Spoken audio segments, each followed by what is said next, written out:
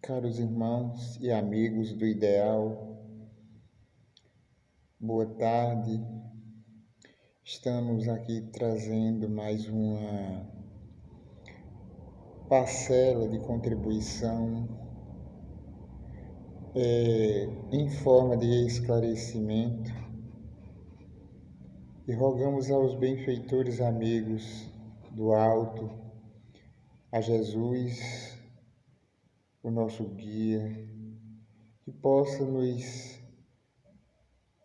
auxiliar neste momento em que eu vou trazer um conteúdo tão complexo, tão doloroso, que é o suicídio. Na questão 943 até a 945 de O Livro dos Espíritos, Allan Kardec vai perguntar: tem o homem o direito de dispor da sua própria vida? E a resposta é curta e concreta: não, pois a isso só a Deus pertence. Nós não temos esse direito de dispor desta oportunidade que estamos tendo. Até porque nós não saímos da vida, saímos do corpo, mas não saímos da vida. Os primeiros exemplos trazidos de suicídios, registrados em livros, na Bíblia, no caso, nós vamos ver na história de Sansão, quando ele é traído, não suportando a carga emocional, utilizando-se das suas forças físicas, empurra aqueles pilastres e tudo ali desmorona-se em cima do próprio, destruindo a si a sua oportunidade de prova maior. Mas aí não se encerra. Depois, em uma outra oportunidade, registrada também na Bíblia, na pitonisa de Endor, o rei Saul, não suportando também a perda, porque ele ali naquele campo de batalha, ele perde os seus 2 filhos e não suportando também essa carga emocional, toma-se de uma espada de um dos guerreiros e destrói a sua vestimenta física. Ainda neste mesmo livro, a Bíblia, ou neste conjunto de livros, lá no Novo Testamento, nós vamos ver o quadro de Judas Iscariotes, quando, depois daquele ato infame, ele não suporta também a carga emocional e a autoculpa e busca pelas portas do suicídio fugir da realidade que ele fez de mal sem pensar nas consequências. A história de Judas, mais tarde, é narrada pelo espírito Humberto de Campos em o livro Crônicas de Além-Túmulo. Neste livro, este repórter da espiritualidade, Humberto de Campos, vai entrevistar Judas em uma determinada oportunidade, quando ele caminha com o seu orientador, E ele vê Judas em uma determinada parte, lá em Jerusalém, e ele indaga para o seu instrutor: aquilo é Judas? É sim, responde. Eu gostaria muito de entrevistá-lo. E é formado ali um trabalho de responsabilidade pela parte de Humberto de Campos. E dentro desta narrativa do livro Crônicas de Além-Túmulo, ele vai entrevistar Judas e diante das respostas retratada por Judas, uma delas é: nem tudo que está na Bíblia ou nos livros é real. Eu fui sim cúmplice, mas houve alterações nestes livros, meus caros amigos. Mas aqui a minha conversa desta tarde é paralelamente a esses casos já registrados na Bíblia, porque também tem outros, como no caso dos gonzos vietnames. Eles também cometem suicídio quando estão diante de um quadro de desespero. Pondo-se na posição de lótus, eles se banham de um combustível. E ali eles se entregam ao fogo na intenção de fugir do desafio.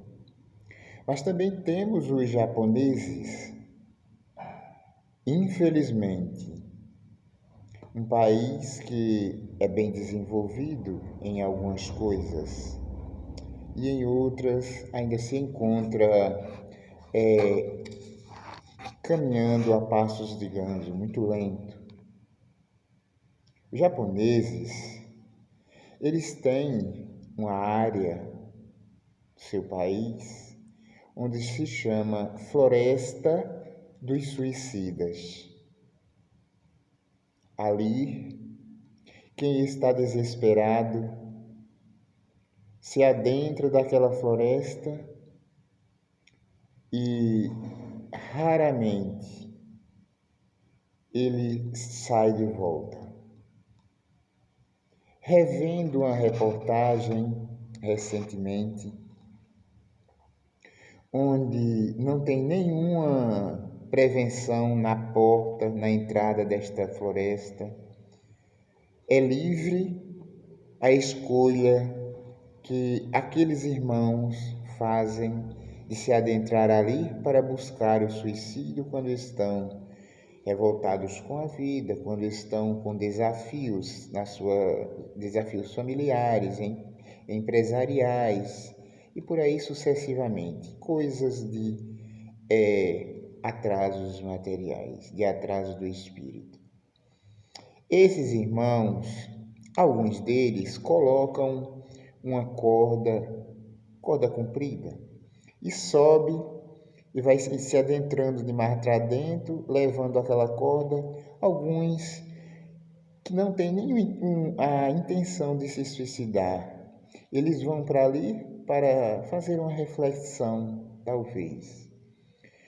E eles levam aquela corda, esticam ela, saem esticando, esticando, esticando, para saber voltar, porque a floresta é muito escura.